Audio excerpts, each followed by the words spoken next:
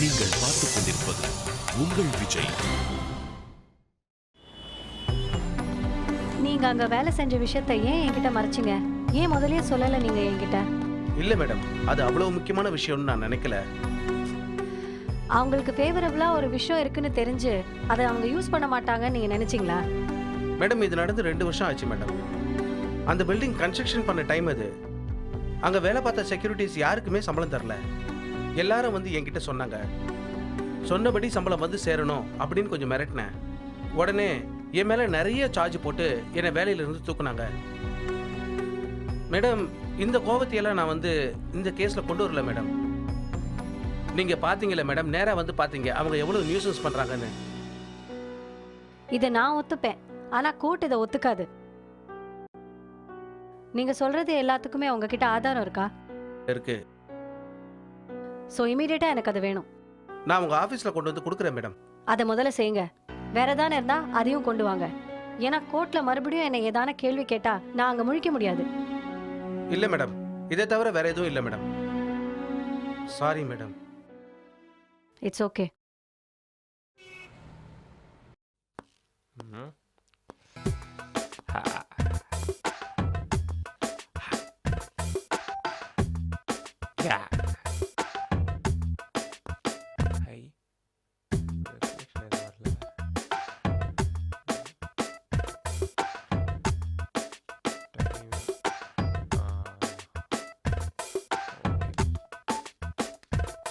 Good morning மணி.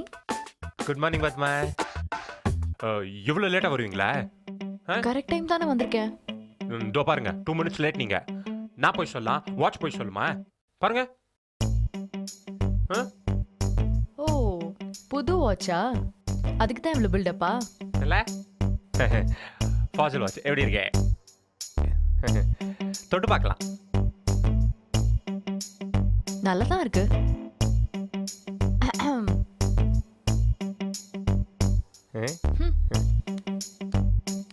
எப்படி வந்ததுன்னு கேட்க மாட்டீங்களா?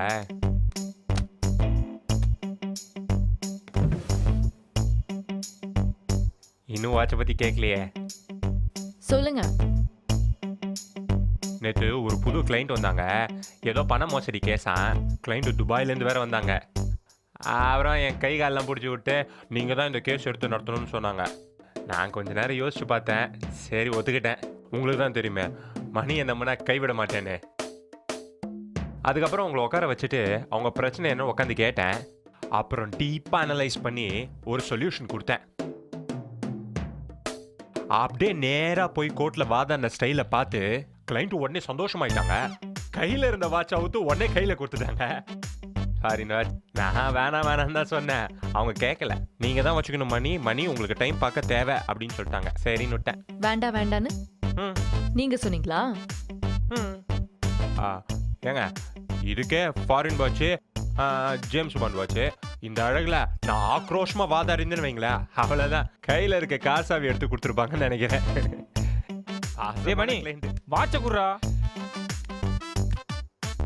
5 நிமிஷத்துல வரேன்னா எவ்வளவு நேரம் வெயிட் பண்றது? ஆபீஸ் போகணும்டா. சரி விடு. இந்தா வர மாட்டேங்குதே. கிளம்பு, கிளம்புடா. வாட்ச் எந்து?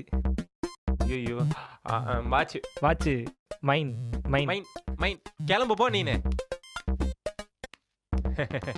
நான் ஏதாவது கொடுத்தா அவங்களுதுன்னு சொல்லிடுறது, என்னதுன்னு சொல்றதே இல்லை. இதுதான் எனக்கு ஒரு கெட்ட பழக்கம். காலைல இப்படிதான் ஒரு பிச்சைக்காரன் குளிர்ல நடுங்கிட்டு இருந்தான். அவங்ககிட்ட என் கோட்டை ஊத்து கொடுத்துட்டேன். சென்னையில் குளிர். நவம்பர் டிசம்பர்ல குளிரதாங்க செய்யும். இப்ப நாளைக்கு கோர்ட்டுக்கு போனோம். அதுக்கு தான் எப்படி போறதுன்னு தெரியல. கிளைண்ட்லாம் கோர்ட்ல வெயிட் பண்றாங்க. என்ன பண்றதுன்னு தெரியல. ஒரு 1000 rupees இருந்தா அப்படியே போய் ஒரு கோட்டை வாங்கிட்டு போகலாம். நீங்களும் வேணா வரலாம். கிளைண்ட் கிட்ட இருந்து ஒரு 50% ஷேர் வேணாலும் வாங்கி கொடுக்குறேன். என்ன சொல்றீங்க? 1000 rupees தான். வேணான்றீங்களா? நான் கொஞ்சம் பிஸியா இருக்கேன். நான் கூட தான் பிஸியா இருக்கேன். ஃபைல்ஸ் எல்லாம் பார்க்கணும். 1000 rupees தான் கோட்டு, நான் அட்ஜஸ்ட் பண்ணிக்கிறேன். பிளான் பண்ணாலும் கிடைக்காது போலியே.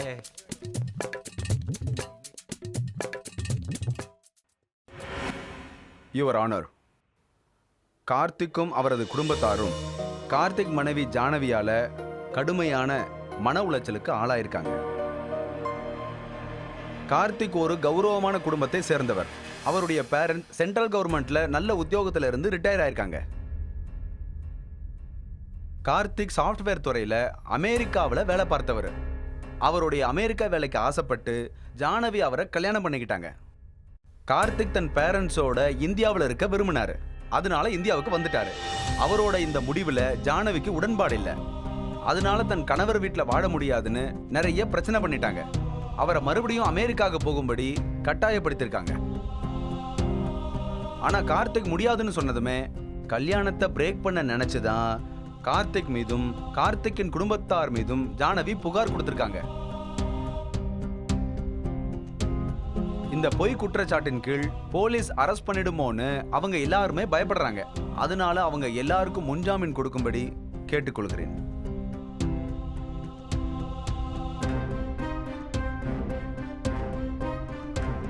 பாதிக்கப்பட்ட ஜான்வி சார்பாக இந்த முன்ஜாமீன் மனுவை தள்ளுபடி செய்ய வேண்டும் என வேண்டிக் கொள்கிறேன். ஜான்வி தரப்பிலிருந்து சில வாதங்களை இந்த கோர்ட் முன்னாடி வைக்க அனுமதிக்கணும். இதுல உங்களுக்கு ஏதாவது அப்ஜெக்ஷன் இருக்கா? ஜானவியோட கம்ப்ளைண்ட்ஸ்ல கொஞ்சம் கூட ஆதாரமே இல்லைங்கிறதுனால தான் போலீஸ் ஸ்டேஷன்ல இதுவரைக்கும் எஃப்ஐஆர் கூட ஃபைல் பண்ணல.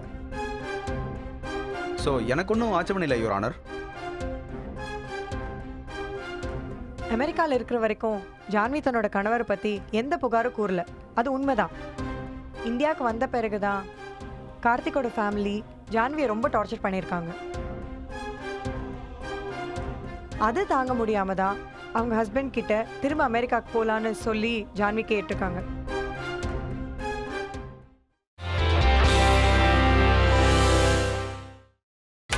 நீங்கள் பார்த்துக் கொண்டிருப்பது உங்கள் விஜய். அமெரிக்காவில் இருக்கிற வரைக்கும் ஜான்வி தன்னோட கணவரை பற்றி எந்த புகாரும் கூறல. அது உண்மைதான். இந்தியாவுக்கு வந்த பிறகுதான் கார்த்திகோட ஃபேமிலி ஜான்வியை ரொம்ப டார்ச்சர் பண்ணியிருக்காங்க. அது தாங்க முடியாம தான் அவங்க ஹஸ்பண்ட் கிட்ட திரும்ப அமெரிக்காவுக்கு போகலான்னு சொல்லி ஜான்வி கேட்டிருக்காங்க.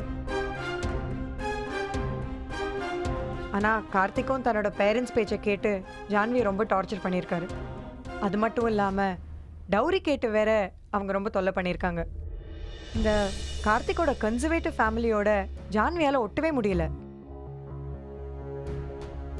ஜான்வி அவங்க அம்மா வீட்டுக்கு போன பிறகும் அவங்களோட நகைகளையோ பொருட்களையோ அவங்க எடுத்துட்டு போறதுக்கு கார்த்திகோட பேரண்ட்ஸ் அலோவ் பண்ணல.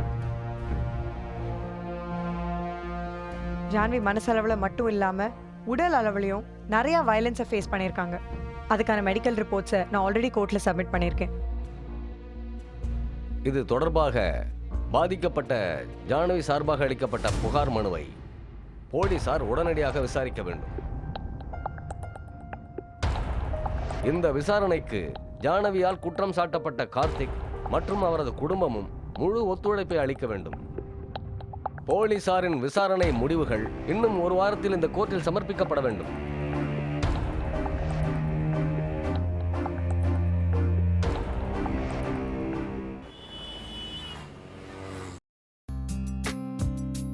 Hi Susie, how are you? Fine uncle. இவர் அமித். ஹாய். ஹாய். சொல்லு சுஸ்தி. அப்புறம் அப்பா எப்படி இருக்காரு? அம்மா எப்படி இருக்காங்க? எல்லாரும் நல்லா இருக்காங்க அங்கிள். இவர் என்னோட பாய் ஃப்ரெண்ட். பார்க்கும்போது நினைச்சேன். Anyway congrats. சொல்லு. அங்கிளை பத்தி சொல்லி ஆகணும். இவர் தான் கோதண்டம் அங்கிள். சின்ன வயசுலேருந்து எனக்கு ரொம்ப நல்லா தெரியும். இன்னும் சொல்ல போனா எங்க ஃபேமிலி ஃப்ரெண்ட் வேற. ரொம்ப இன்ட்ரெஸ்டிங் பர்சன். அமித், அதுக்கு முன்னாடி நான் ஒரு விஷயம் சொல்றேன். நீங்க வந்து ஸ்வஸ்தியை சின்ன வயசுல பார்த்ததில்ல. எப்படின்னா ரொம்ப கொழுக்கு முழுக்குன்னு இருப்பா. நிறைய சாக்லேட் சாப்பிடுவா. அந்த மாதிரி வீட்டுக்கு யாராவது வந்தா வாங்கினீங்களா இல்லையான்னு சாக்லேட்னு சொல்லி கழுத்து பிடிப்பா. இப்பயும் அப்படிதானா? இல்ல அங்கிள், இப்ப கம்மி பண்ணிட்டேன். பார்த்தாலே தெரியுது. சரி, வாட் a surprise. திடீர்னு ஆஃபீஸ் பக்கம் 1.5 years we have been living together. என்னம்மா அது? ஒரு கம்பெனில ஒர்க் பண்ற மாதிரி சர்வசாதாரணமா பதில் சொல்ற? இல்ல அங்கிள், நெக்ஸ்ட் மேரேஜ் பண்ணிக்கலாம்னு பிளான் பண்ணிருக்கோம். சோ அது மட்டும் இல்ல, நெக்ஸ்ட் இயர் ஜூன்ல வெட்டிங் ஃபிக்ஸ் பண்ணிருக்கோம் அங்கிள். சரி, இது உங்க அப்பா அம்மாக்கு தெரியுமா? தெரியும் அங்கிள். பாஸ்ட் 1.5 years நாங்க ஒரே வீட்ல தான் இருக்கோம். ஓகே, நல்ல விஷயம். பத்திரிக்கை கூட தானே வந்திருக்கேன்.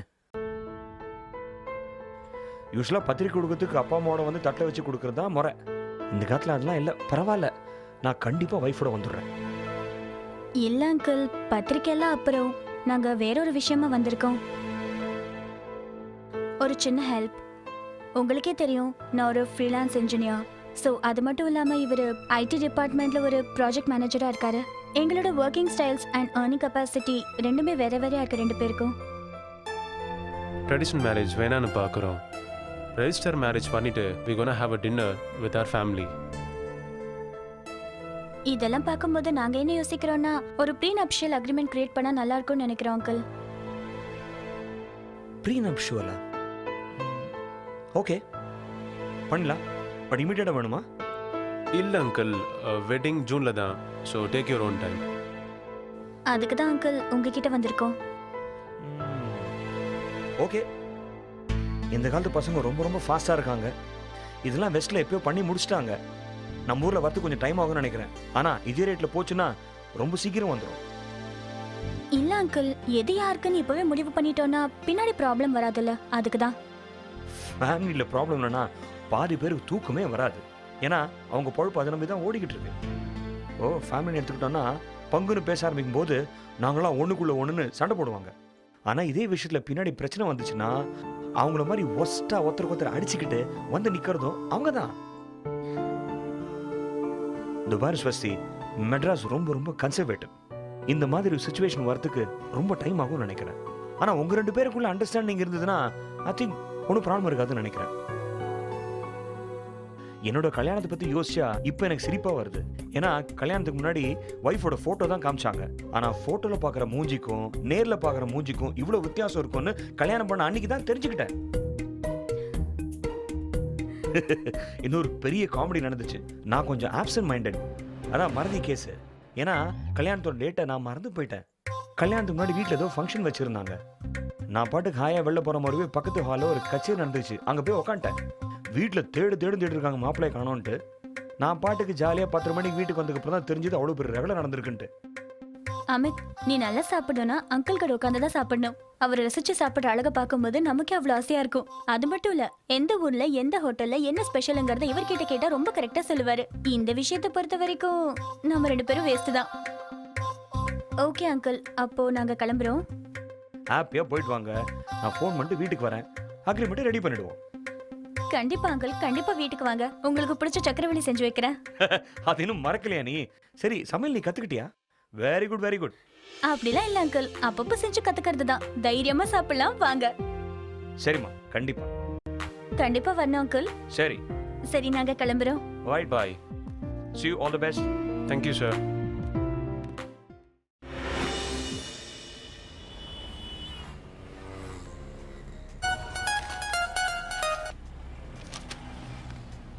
ஹலோ.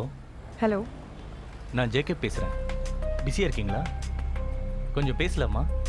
ஆ சொல்லுங்க, என்ன விஷயம்? ஒன்றுமில்ல, கார்த்திக்கும் அவங்க ஃபேமிலியும் நாளைக்கு என்கொயரிக்கு வராங்க. உங்கள் கிளைண்ட்டோட நீங்களும் வந்துருங்க. The enquiry is by 11 AM in my office. So, வந்துடுறோம். தேங்க்ஸ். அதுக்கு முன்னாடி உங்ககிட்ட நான் கொஞ்சம் பேசணும். எனக்காக கொஞ்சம் டைம் ஒதுக்க முடியுமா? எதுக்கு? ஐ திங்க் நம்ம ஃபேஸ் டு ஃபேஸ் பேசினா பெட்டராக இருக்கும்னு நினைக்கிறேன். நான் இப்போ கொஞ்சம் பிஸியாக இருக்கேன். எதுவாக இருந்தாலும் இப்போவே சொல்லுங்களேன். ஓகே, நம்ம நாளைக்கே மீட் பண்ணுவோம். நீங்கள் வந்துருங்க. ம், சரி.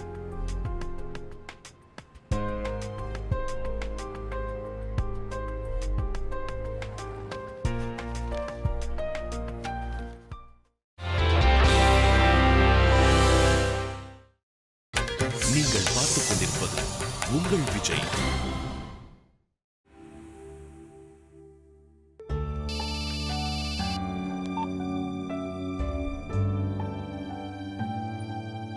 Hello Arjun, how are you?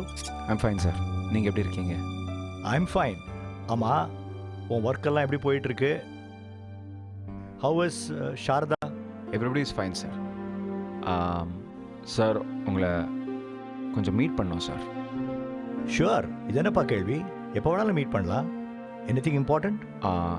அது நான் நேரில் வந்து சொல்கிறேன் சார். ஒரு 5 நிமிஷம் தான் சார். என்னப்பா, எனி ப்ராப்ளம்? ப்ராப்ளம்லாம் ஒன்றும் இல்லை சார், ப்ளீஸ். இல்லை, நீ தயங்குறத பார்த்தா ஏதாவது ஹெல்ப் தேவையா? எதுவாக இருந்தாலும் தயங்காமல் கேளுப்பா.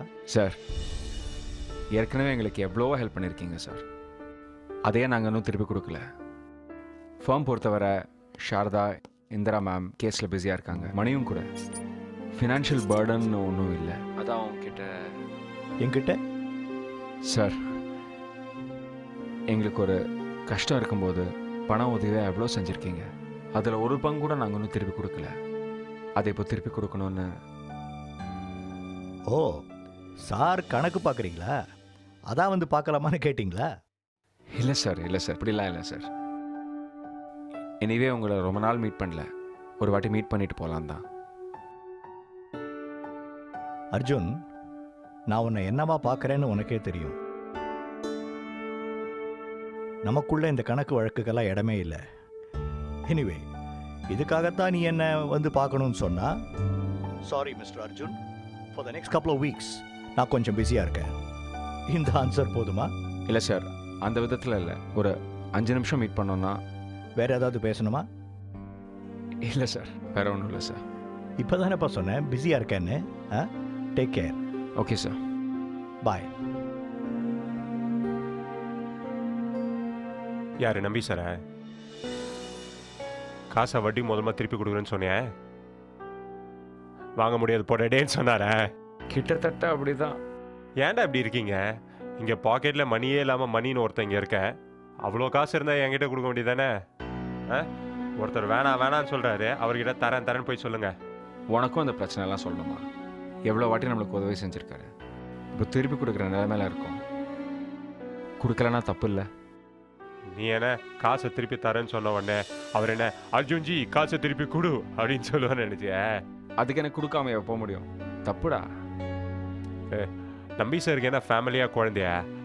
அவருக்கு எதுக்குடா பணம்? ஹே, அதெல்லாம் நமக்கு தேவையில்லாத விஷயம். கஷ்டத்தில் இருக்கும்போது ஹெல்ப் பண்ணியிருக்காரு. அதை நம்மளால் முடிஞ்ச நேரத்தில் திருப்பி தரப்போம், அவ்வளோதான். ஏப்பா, இந்த நாட்டில் நல்லவங்க தொல்லை தாங்க முடியலப்பா. அப்பப்போ அட்வைஸ் பண்ணி சாவடிக்கிறீங்க. சரி சரி, நான் பொதுவாக சொன்னேன். போலாம். டைலாக் முடிஞ்சதா? கிளம்பணுமா?